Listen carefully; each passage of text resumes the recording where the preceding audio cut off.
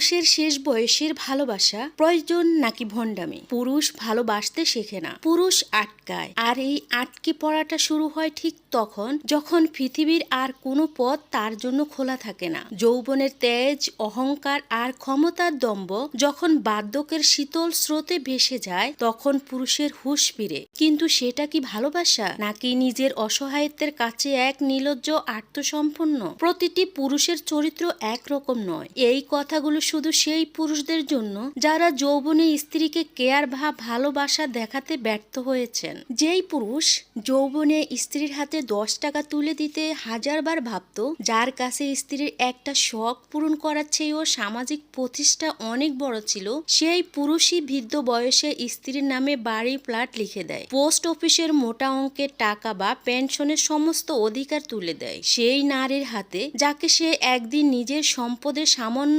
অংশীদারও ভাবতে না, ভয় পেত। কেন এই পরিবর্তন? হঠাৎ করে কি তার হৃদয়ের ভালোবাসা মহাসাগর জেগে উঠেছে? উত্তরটা আমাদের সবার জানা, কিন্তু আমরা স্বীকার করতে ভয় পাই। না, এটা ভালোবাসা নয়, এটা তার শেষ বয়সের ইন্স্যুরেন্স পলিসি। একটু ভেবে দেখুন, যেই লোকটা তার বাবা মা বেঁচে থাকতে স্ত্রীকে মানুষের পর্যায়ে সম্মানটুকু দেয়নি, যে ভাবতো বউকে বেশি ভালোবাসা দেখালে লোকে বশীভূত বলবে, সমাজ তাকে কাপুরুষ ভাববে, সেই লোকটাই আজ স্ত্রীর আঁচল ছাড়া এক মুহূর্ত চলতে পারে না। এর কারণ কি? কারণ তার বাবা মা আজ কবরে, ভাই বোনেরা নিজেদের সংসার নিয়ে ব্যস্ত, ছেলে মেয়েরা নিজেদের জীবন গড়ে নিয়েছে। তার অসুস্থ শরীরে সেবা করার জন্য, তার একাকিত্বের সঙ্গী দেওয়ার জন্য সস্তা কেনা গোলামের মতো স্ত্রী ছাড়া আর কেউ অবশিষ্ট নেই। আজ যখন তার সেবা করার জন্য আর কোনো বিকল্প নেই, তখন হঠাৎ করেই তার স্ত্রী পৃথিবীর শ্রেষ্ঠ নারী হয়ে ওঠে।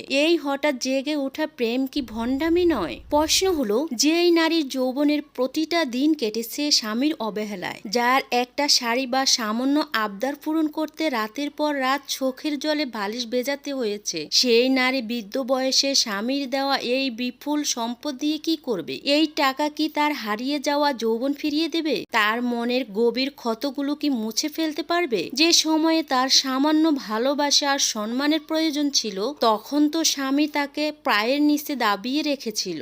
আজ যখন তার নিজেরও এক পা কবরে, তখন এই অর্থ আর প্রাচুর্য তার কাছে অর্থহীন, বোঝা ছাড়া আর কি। পুরুষেরা বোঝে না বা বুঝতে চায় না যে সম্পর্কটা কোনো ব্যাংক অ্যাকাউন্ট নয়, যে শেষ বয়সে মোটা অঙ্কের টাকা জমা দিয়ে সব দেনা পাওনা মিটিয়ে দেওয়া যাবে। যৌবনে যেই ভালোবাসার চারা গাছ রোপণ করা হয়নি, বৃদ্ধ বয়সে তার ছায়ার আশ্রয় খোঁজাটা এক চরম স্বার্থপরতা। যে পুরুষ অল্প বয়সে স্ত্রীকে মানসিক ও শারীরিকভাবে নির্যাতন করে নিজের পুরুষত্ব জাহির করত, আর সেই পুরুষই স্ত্রীর সামান্য বকুনি খেয়ে চুপ করে থাকে, কারণ সে জানে এই নারী তাকে ছেড়ে চলে গেলে তার বেঁচে থাকাটাই অর্থহীন হয়ে পড়বে। তার গতি নেই, শক্তি নেই, অর্থ ছাড়া তাকে দেখার আর কেউ নেই। তাহলে কি আমরা বলতে পারি না যে পুরুষে এই শেষ বয়সে নির্ভরশীলতা আসলে তার সারা জীবনের পাপের প্রায়শ্চিত্ত?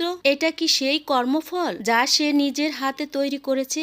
যে মায়ার বাঁধনে সে যৌবনে নিজেকে আটকাতে চায়নি, আজ পরিস্থিতি তাকে সেই বাঁধনেই আটকে ফেলেছে। তবে ভালোবাসা নয়, প্রয়োজনে।